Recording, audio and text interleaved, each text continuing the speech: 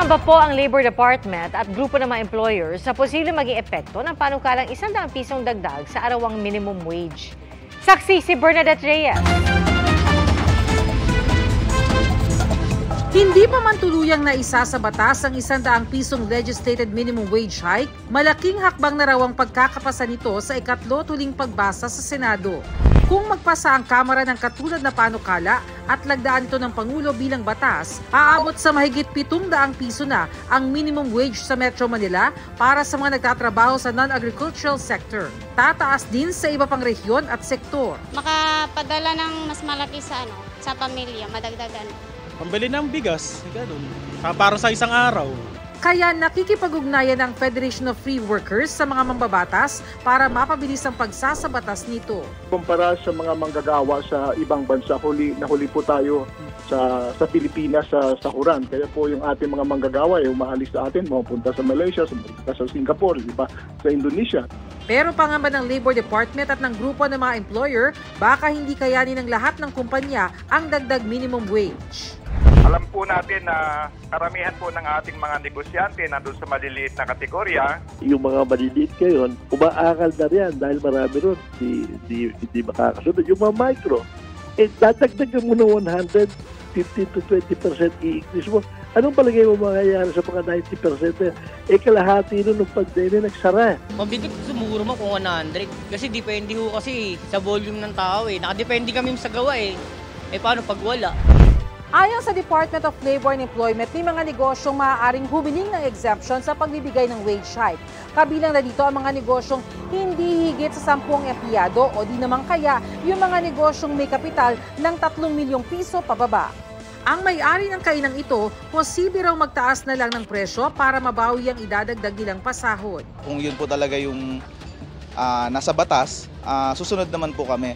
Pero sa kabila po nun, kami mapipilitan rin po sigurong maapektuhan yung mga presyo namin. Ayon sa isang ekonomista, maaari talaga magresulta sa tinatawag na wage price spiral ang dagdag sahod. Nagtaas ka ng wage, that is going to be added production cost for firms. They charge higher price which will eventually be passed on to consumers.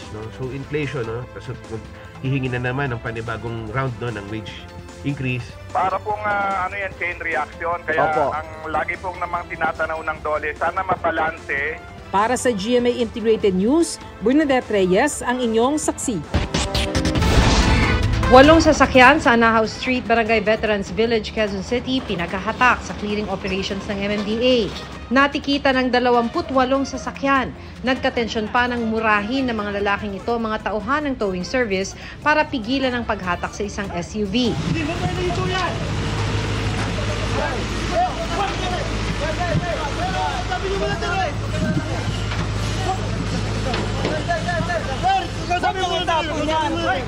Kausap na namin yung pulis kanina, kaya kami nagano yan, pinagbigatan na namin yan. Dumating din ang may-ari ng sasakyan at pinayagan na siyang kunin ito.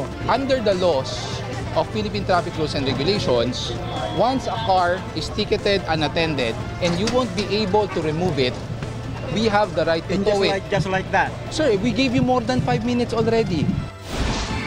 Police mobile na abutang nakatigil sa bahagi ng Chino Rosas Avenue Extension, Makati City kung saan bawal pumarada. May nakapaskil pang signage doon na bawal pumarada. Bakit po kayo nakaparada dyan? For police visibility po, ma'am. Nang amin pang tanungin, sabi ng mga pulis, meron daw silang nirespondihan sa lugar pero hindi nila maaaring idetalye.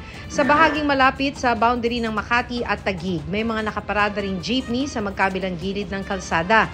Ang ibang jeepney driver nagpapahinga raw. Ayon sa kapitan ng Barangay Magallanes, lagi silang naninita pero bumabalik pa rin ang mga jeepney. Wala rin daw silang paniket sa mga lumalabag. Para sa GMA Integrated News, Maki Pulido, ang inyong saksi. Pinaaga ang pagtatapos ng school year para sa mga public elementary at high school ngayong taon. Ayon sa DepEd, bahagi ito ng transition para unti-unting maibalik sa Hunyo ang school opening. Saksi si Mark Salazar. Malakas ang panawagang ibalik na sa dating Marso ang bakasyon ng mga bata at Hunyo ang back to school. Panawagang narinig ng DepEd at sinang-ayunan. Because ito yung talagang gusto ng tao, nag-decide na tayo that we should go back, but we have to do it gradually para hindi maapektuhan naman. Dahil learning recovery mode po talaga tayo ngayon.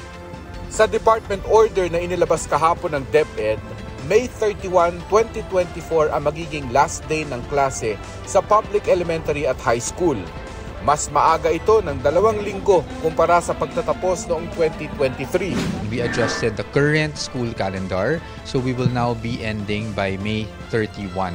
Yun yung last day natin ng school calendar for this school year. Tapos nun, ang school break ay magsisimula from June 1 until July 28. Kasi ang first day of classes natin would be July 29, 2024. This is for the next school year. Dahil sa adjustment na ito, nabawasan ng 7 school days ang mga bata para sa school year 2023 to 2024. Actually, nung binilang namin, 179 school days pa rin tayo this year. So hindi ganun kagrabe yung nawala po. 2 ang dahilan kung bakit gustong ibalik sa Marso ang bakasyon. Una, hindi naman daw makapag-concentrate ang mga bata sa napakainit na school sa kasagsagan ng summer. Pangalawa, magastos mag-operate ng mga school kapag tag-init dahil sa electricity at water cost. Base sa napagkasunduan sa mga konsultasyon ng DepEd, sa school year 2024 to 25, May 16 na ang bakasyon. Sa 2026, April na ang bakasyon, hanggang bumalik na ng Marso ang bakasyon sa 2027. Ang mga private elementary at high school naman ay malayang magpasya kung babaguhin din ang kanilang school calendar.